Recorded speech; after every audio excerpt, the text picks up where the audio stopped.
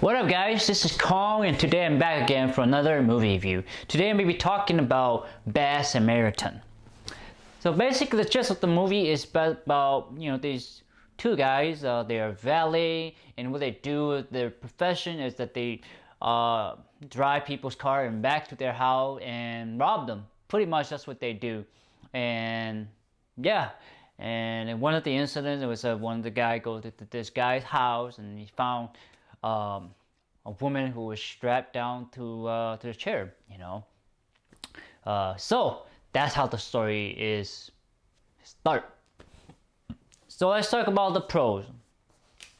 It's an interesting story about valeting driver doing robbing. I thought that was interesting. It made me force me to like, okay, I'm not gonna valet my car. Especially after seeing this movie, I'm like, nah, I think I'm just park my own car. But I like the cat and mouse game between the killer and the good guy. They the good guy was staking out, and then the bad guy was trying to figure out who he was. He was trying to set up a trap. He was trying to intimidate, trying to get rid of the good guy. So you kind of see that battle. The psychological battle, but the physical battle too. And I like that it was like, you can see the clashes, you can see the struggle between the two, where the killer was trying to, not try to attract attention from the authorities, but our main protagonist is trying to attract attention from the police, trying to say, hey, there is a guy, there's a lady in there, she is strapped, she's held hostage, that sort of thing. So it was kind of like going back and forth and fighting, I like that. I like the acting from the main character, for our protagonist. He was dramatized, he was, you could tell that he was really literally traumatized by the scene. He was crying, he was sad, he was emotionally he was really emotional. And I like that, because we are human, we are emotional creatures, and that's why I like the character. The actor who did the job, like, he's really great. He nailed the traumatization. He nailed the awkwardness of his making a decision and his friend, that sort of thing. It's like it make it seem like how a normal person would react. So I like his execution, and I also like the villain, his execution too. He is, just by his look, he looked like a psycho killer just by looking at him. His demeanor, his perfectionist. He's wearing gloves all the time, obviously, for not leaving DNA behind. He's a control freak. He is a perfectionist. Now he noticed that his tools are missing. He's a successful woman. And you find out later on that that lady was not the first woman that he's killed. There's dozens of women that he have killed and buried in that, private properties. He is a predator, he is a stalker, and he is really intelligent, actually.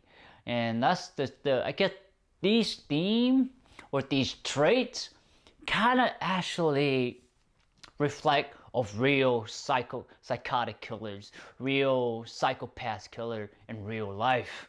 So I'm glad that they took trait from real killers into this character, because as you read these characters, as you do research about these different colors, and rapists, serial murderers,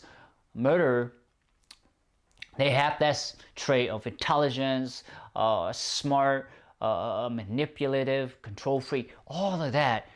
And this actor, executed really, really, really well. He's actually really intimidating to the woman and to our main character too.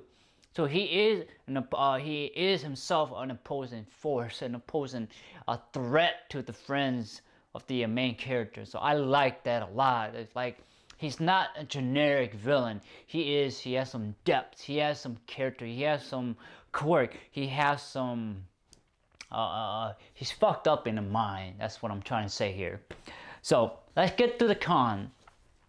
Cops are useless in this movie, especially the detective.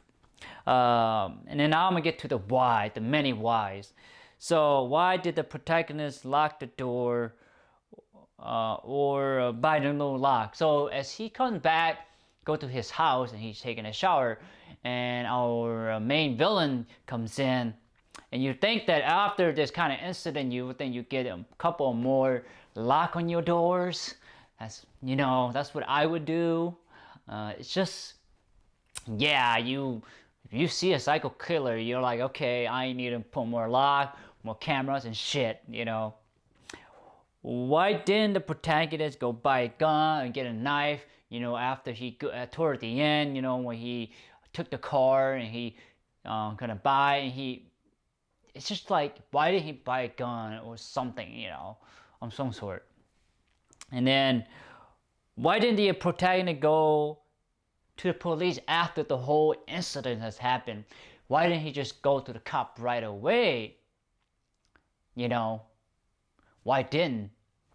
And then also, why didn't our protagonist actually record the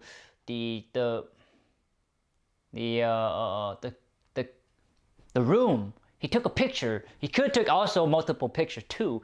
Could also took videos at the same time. So that was kind of questionable. What else? There's how did the killer knew that he was coming to the killer's cabin or his hideout? How did he know that he was coming? Because he could possibly not know it was coming. So the movie did not show the resolution of the relationship between the protagonist and the girlfriend and the woman. We know what happened to the bad guy. He's obviously arrested. He's put in jail. But they didn't show the resolution, the relationship.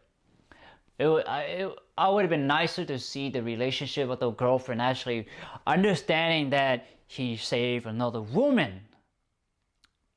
He saved another life. And he was trying to protect her all this whole time. I felt like they left that out. I felt like they didn't follow through. And that was kind of disappointing. Because I feel like you should gonna follow through to show us the resolution.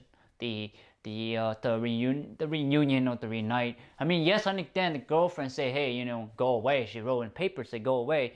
But yet, the girlfriend should have realized that her mistake was that, he was trying to protect me, and that sort of thing. So, anyway, I like to give this movie a rating of 4 out of 10. There are a lot of questions for this movie. Overall, it is a good suspense thriller movie. If you like that kind of thing, I don't mind watching this movie.